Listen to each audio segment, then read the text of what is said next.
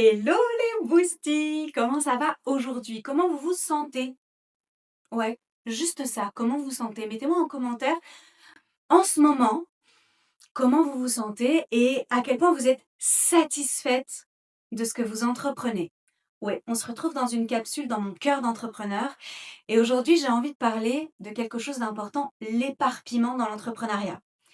J'étais en session boost dans Happy Boss et justement il y a une des membres qui se lance dans 3 projets différents.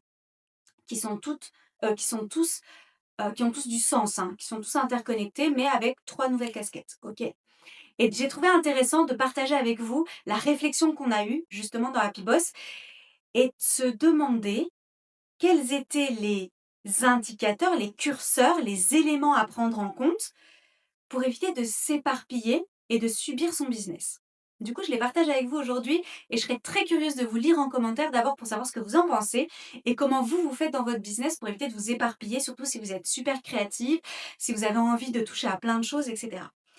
Pour moi, il y a 3 critères fondamentaux. Le plaisir, l'énergie et la rentabilité. Yes! Ça ne veut pas dire que les 3 critères doivent être au même niveau, tous les 3. Ça veut juste dire qu'ils doivent être présents, tous les 3. OK?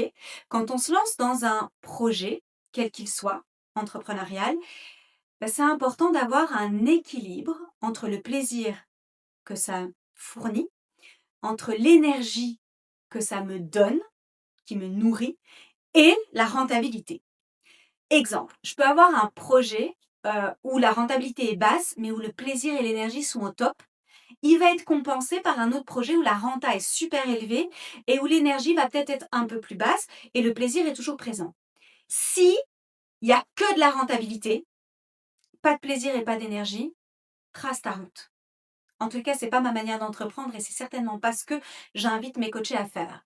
Si maintenant il y a que du plaisir et de l'énergie et aucune rentabilité, tu as intérêt à bien performer sur tes autres piliers parce que sinon clairement, il y a un problème structurel au niveau de ton activité.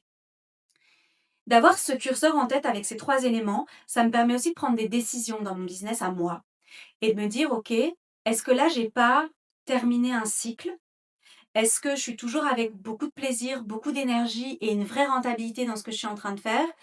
Ou est-ce que ça s'essouffle?» Soit au niveau de la rentabilité, soit au niveau du plaisir, soit au niveau de l'énergie. Et ça change toute la donne dans ma manière de piloter mon business.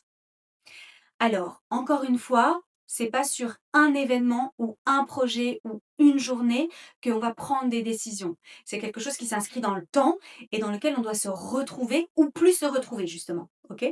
Parce que on est cyclique, qu'il suffit qu'on ait mal dormi, qu'on ait des règles douloureuses, qu'on se soit engueulé avec X, Y ou Z, et cetera, que le mood soit différent, ou qu'on soit juste épuisé et en fait ça modifie notre perception de la tâche, de l'événement, de la journée, et cetera. Donc, on ne se rue pas sur des décisions hâtives, par contre, on se pose et on réfléchit. Et je l'ai fait moi en 2025 sur un de mes programmes et là en 2026 sur une de mes collabs.